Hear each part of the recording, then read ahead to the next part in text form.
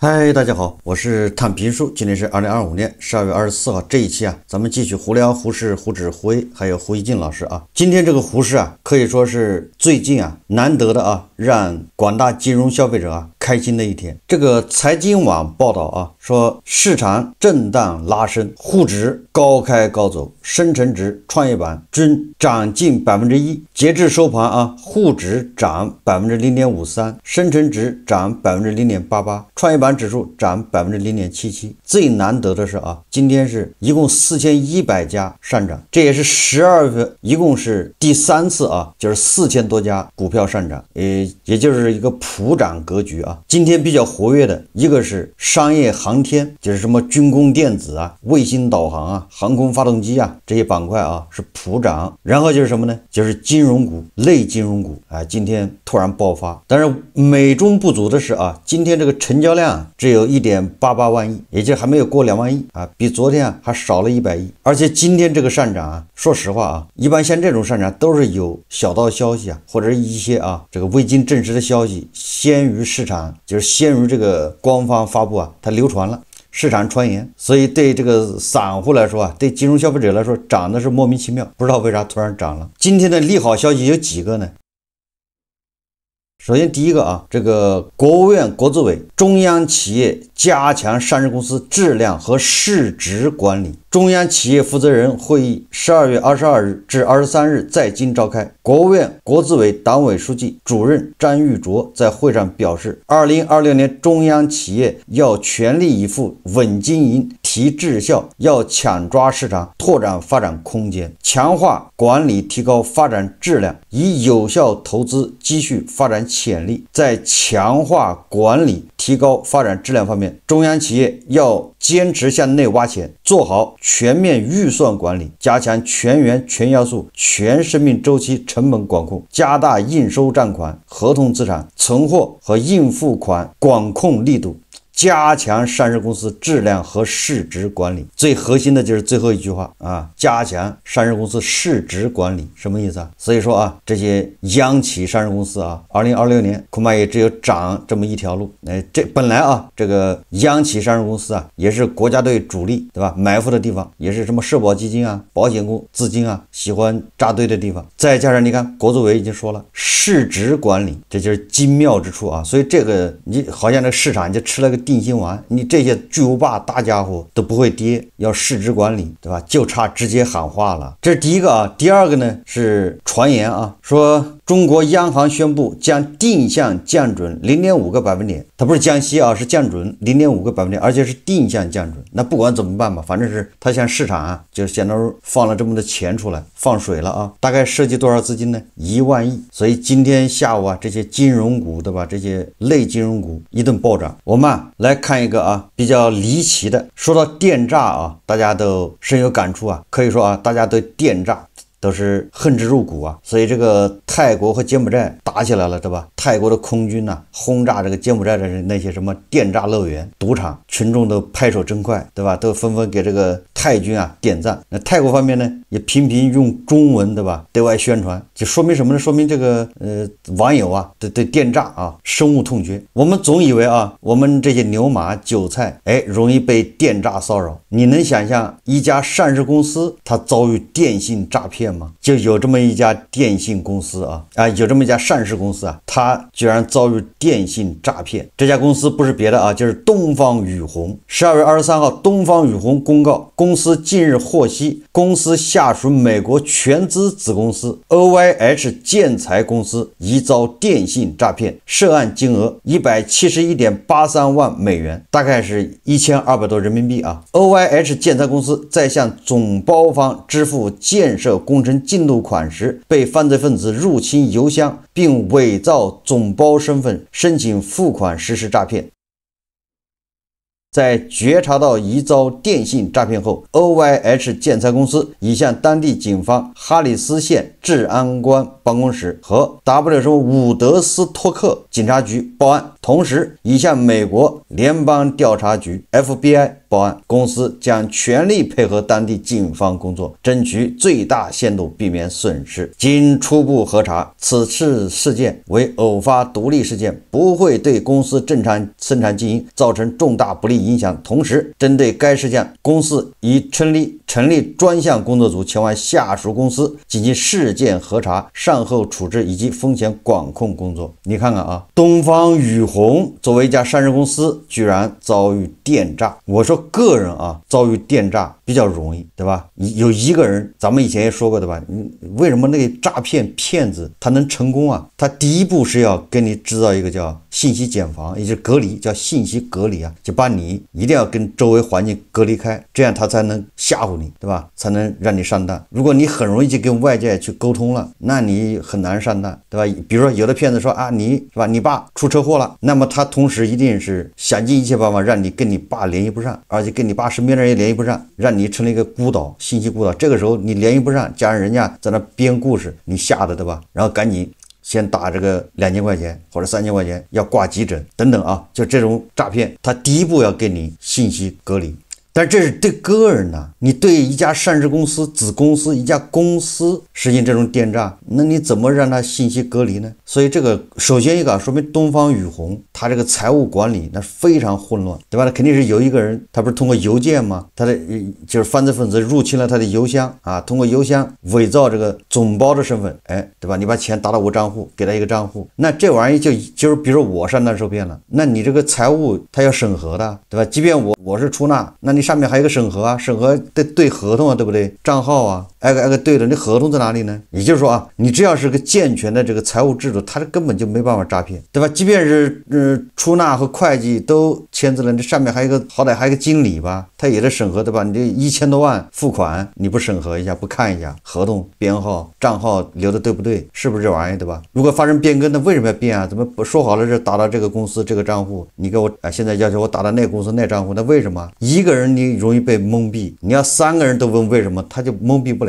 所以說啊，這第一個說明這個所謂的上市公司它就是個草台班子，哎，這就是我們上市公司的一些管理水平。这個不是我黑他啊，這是他自己公告的，你只能看出這個。第二個啊，這個電詐分子啊也很厲害，還敢在美國搞電詐。你在美國搞電詐，你那真是沒地方躲啊，這叫天網恢恢啊，疏而不漏。你躲哪兒都沒用啊，你就是躲到柬埔寨，躲到緬甸，人家也要幹他，對吧？那個最大的殺豬盤那個操盤手陳志是吧？那不就被美國人家司法部就要辦他，管你是誰，人家真叫 C 元必誅啊，咱們是叫 C 元泰國豬，对，別人幫咱們誅，要麼就是美國幫咱們誅，要麼就是歐盟幫咱們出氣，怎麼咱們只是對吧喊喊口號，主要負責吶喊助威。第三個啊，我又順便聊一下最近網上一個熱點，叫什麼美國斬殺線或者叫斬殺線，哎，我剛開始還不知道這什麼意思，後來我仔細看了一下，這個挺有意思啊，叫美國斬殺線。我想了想啊，這個東方雨虹啊，實際上就是落入了美國斬殺線。這個斬殺線什麼意思呢？它大概的意思就是你這個一旦啊這個達到一個邊緣值的時候，你就更容易啊滑向深淵，大概就這意思啊。反正它是這個斬殺線是一個網絡遊戲上面經常用的啊，但是我不玩遊戲啊，我也不知道這個斬殺線什麼意思。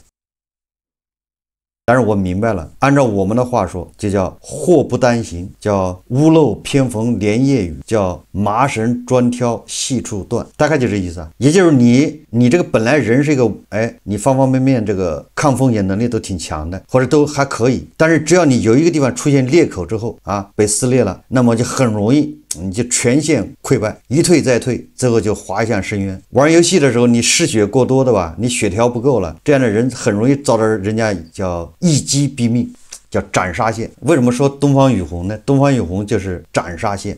這個東方雨虹大家知道吧，是做防水材料的，跟建築密切相關。那一說跟建築相關，大家就明白了，这房地產這麼低迷，這東方雨虹這幾年日子不好過啊，大量的應收賬款成了壞賬，然後現在的這個建材也不好賣，因為各個工地都不開工啊，對吧？現在房地產投資都是每年的下降10%幾、20%的下降，你說東方雨虹日子好過嗎？我記得他好像是他也有員工持股吧，老闆忽悠員工去買股票，員工好像被深套吧，而且我有印象啊，即便沒有這些啊，他日子也不好過。反正這個房地產上下游啊，你說有多慘就有多慘，对吧？結果這個時候你看看，本來這個東方雨虹就夠慘的了，那業績恐怕慘不忍睹。結果這個時候在美國他又遭到電詐，被人騙了1000多萬，對吧？對今年的業績恐怕有很大的影響。這叫屋漏偏逢連夜雨，麻繩專挑細處斷呢。這個實際上這種斩殺線啊，是它挺符合邏輯的。它本來是一個客觀描述啊，這是很正常啊。因為什麼呢？你想啊，如果你家裡有3份收入，对吧？或者一個家庭有3個人拿工資，那你就很安全。假設你家裡只有2個人拿工資，夫妻倆拿工資也還可以的吧？但是突然有個人失業了。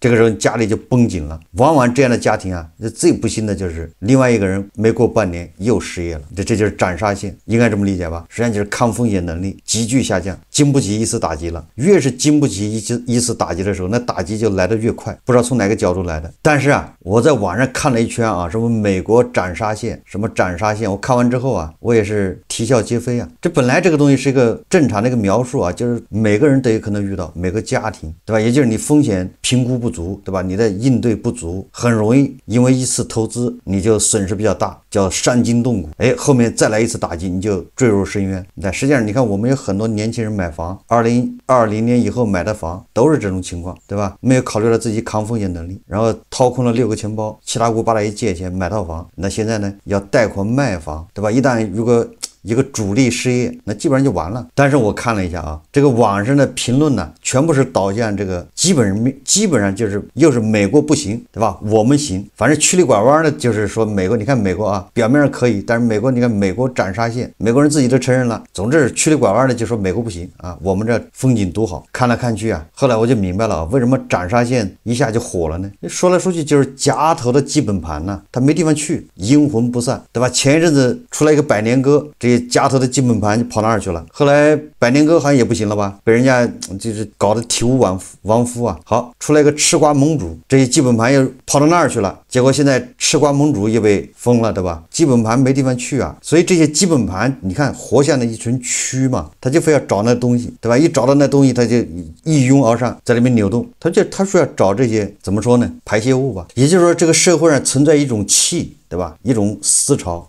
這個思潮啊，不因你把這個封了，把那個封了，它就能散了，它就能結束不了，对吧？它是陰魂不散，它只是要借一個東西要出口，要展現出來。這個斬殺線這個事情啊，它是個客觀存在的，確實不管哪個國家，你西方也是這樣，其實咱們這也一樣啊，咱們這更慘，因為你還沒有一個托底的，你社會保障系統還不完善，實際上更容易遭遇斬殺線。美西方人家好歹這個社會保障比你要充分，對吧？比你要完善。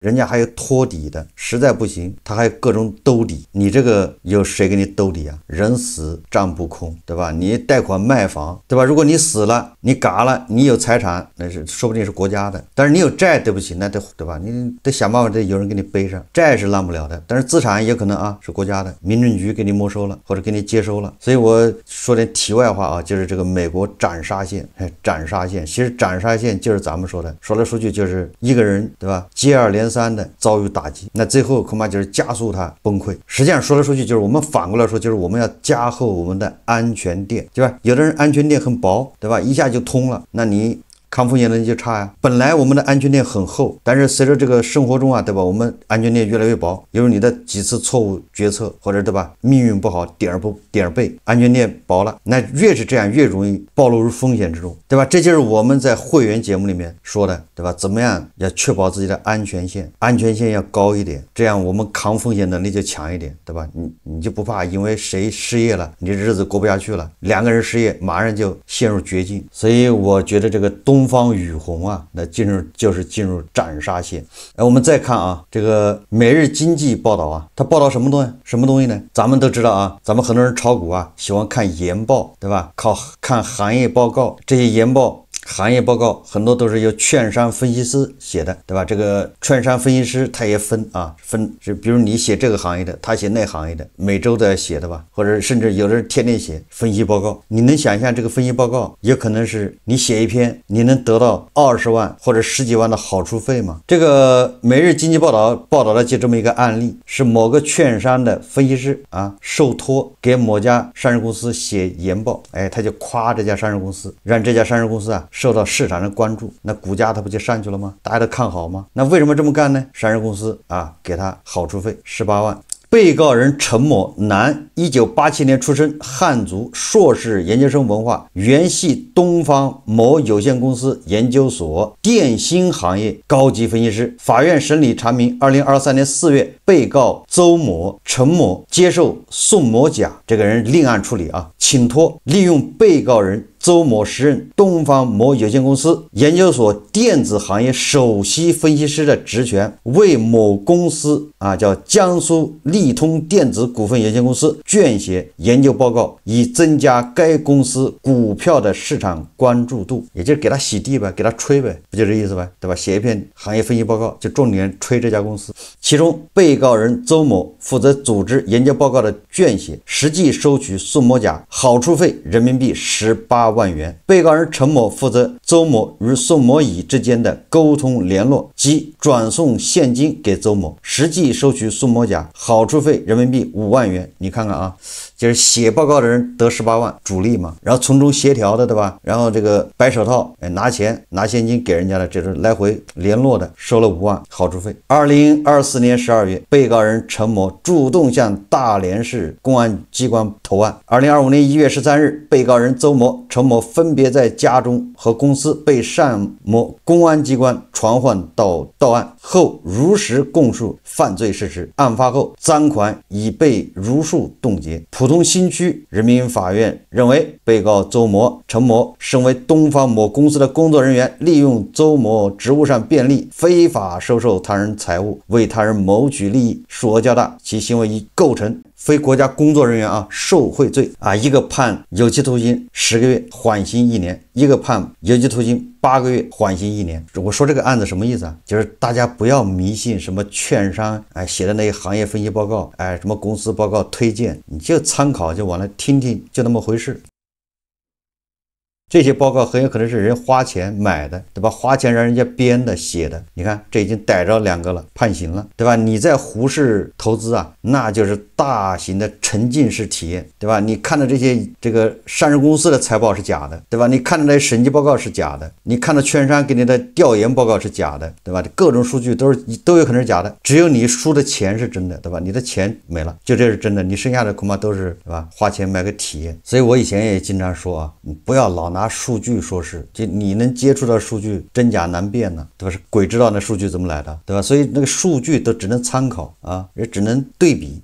你把這個數據跟別人數據對比，發現，對吧？有沒有什麼趨勢，或者有沒有什麼不同的地方？你只能這麼使用，你不能相信不能迷信數據。你的數据說1就是1，那就錯了。說到貪小便宜吃大虧這是咱們經常說的一句話呀，總覺得天上會掉餡餅，要貪小便宜，最終吃了大虧。今天這個貴州廣播電台他報道了一個案例說一個女子為賺3000元，就為了賺3000塊錢的好處，結果莫名其妙背上了20萬的車貸。近日，貴州女子小黃經表哥介紹，輕信不用上班也能賺錢的門道，以虛假身份向貴州天成汽車服務有限公司辦理車貸，本以為貸款由對方全權償還，不料僅支付3000元的好處費後，對方便失聯拒還。如今，小黃的貸款已逾期26期，連本帶利滾至20多萬元，深陷騙局的他只能無奈尋求法律途徑維權。大家看視頻看到眼前的信用卡汽車專項分期付款合同和逾期了2年的賬單，小黃至今都還是一頭霧水。我表哥就跟我爸爸說，他說有個再起的機會嘛，就喊我爸爸找征信后的，然後去跟他幫他們辦那個車貸，然後錢由他們來還，辦成了以後有5000的好處費。合同上寫道，小黃向貴州天成汽車服務有限公司購買總價204900元的大眾汽車，首付66100元，剩餘的138800元分36期支付。他們就有個打好的紙質的單單嘛，然後就說等一会兒銀行的人嘛會和你視頻，然後他問你問題，你就照到給那個單子上面回答，因為他跟我整了一個身份虛假身份嘛，然後他們就說100%是成功的，只是想走個流程而已嘛。諷刺的是，小黃甚至不知道這家天成汽車服務有限公司在哪裡，只是在貸款成功後得到了3000元的好處費。原以為事情告一段落，沒想到第1個月他就收到了銀行的貸款逾期的通知。我收到個短信，我也沒太在意嘛，因為我想到他們講的，他們貸完以後他們全部來負責，就從23年拖到現在，然後就一直沒還過。如今小黃的信用卡已經逾期26期，連本帶利共20多萬元，而小黃的爸爸當初也以相同的方式貸了25萬元，中途對方幫他還過幾期貸款，但現在連本帶利還有將近30萬元沒還。是打到你卡上的嗎？你貸的錢，他就直接貸到了對方的這個汽車公司的名下。他好像打到我卡上，然後又直接打到那個汽車名下呀。他們是後面才寄給我的。然後寄給我的話，我連密碼都不知道。莫名背上了近50萬元的貸款，一家是坐立難安。他也多次催促表哥還錢，但對方表示他也是通過別人介紹參與的這種貸款業務，並不知道真正的那個還款人是誰。他也不是什麼車行銀行的，他也是個介紹人。你妹妹的這個10多萬塊錢啊，他是給到這個天成汽車服務有限公司了嗎？還是去哪裡了呀？我不知道呀，我要是知道我就去就直接去問了呀，我知道就好了。說起當初的情況，小黃的表哥也是一問三不知。記者也通過微信聯繫上了小黃表哥口中的介紹人王某。在記者把工作證發給王某後，對方卻始終質疑記者的身份，不肯透露具體情況。於是記者在企查查 APP 上查到了貴州天成汽車服務有限公司的電話。電話雖然接通了，但是對方一直沒有說話，並在一段時間後掛斷了電話。針對小黃一家所面臨的情況，記者也諮詢了律師。實際上他的目的並不是自己真實想貸款，他是幫助其他人來貸款。那我們在法律上就要講，那你就要有證據來證明你當時的這個貸款並不是你本人使用，而是由他人使用。實際上是最終的真正的貸款對象，他現在是不知道，但至少還有一個第三方，這個天成公司，我們其實也可以把它，比如在這個相關的訴訟糾紛裡面把這個公司追加進來。小黃表示，如果遲遲找不到還款方，他將通過法律途徑維護自己的權益。在此也提醒大家，天上不會掉餡餅。當有人告訴你有輕鬆賺錢的機會時，要在心裡好好掂量掂量。如果你把個人信息提供給他人進行貸款，那一切的後果都需要自己承擔。更嚴重的是，還有可能涉嫌犯罪。百姓關注记者報道。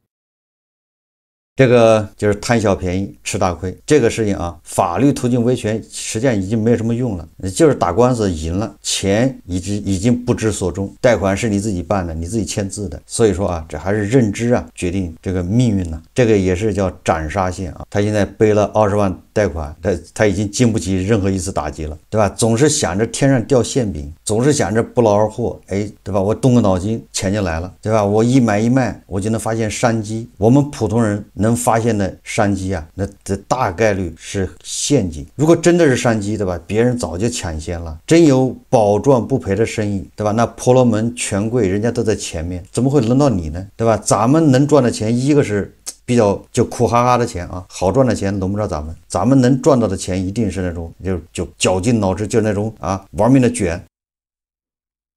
實際上是捲自己，對吧？你坐在沙發上手點一點就能賺錢的事情，對吧？坐在電腦面前打開一個股票軟件在那兒買來買去就能賺錢的。如果真的保證不賠那你連買股票的資格都沒有，對吧？你連開戶都得找人，對吧？你開戶都得給人家查水費給人家開戶費，托人才能開上戶。完了之後你想多炒都不行，對吧？你只能放1萬在裡炒，你說我放10萬那不行，又得托人找人呢，穩賺不賠嘛，怎麼會輪到你呢？對吧？如果对這一點沒有個清醒認識，那遲早是要吃虧的。所以當我們莫名其妙的遇到一個什麼天大的機會，感覺好像天上掉餡餅，那你第一要讓自己冷靜，你何德何能，這個餡餅對吧？怎麼砸着你了？是上天的垂愛嗎？對吧？到底是餡餅還是放乾淨你最後一滴血，對吧？這斬殺線呢，得仔細考慮清楚。這個經濟形勢不好的時候實際上是處在一個加速下跌，就是恐怖螺旋呢加快的一個速度，一切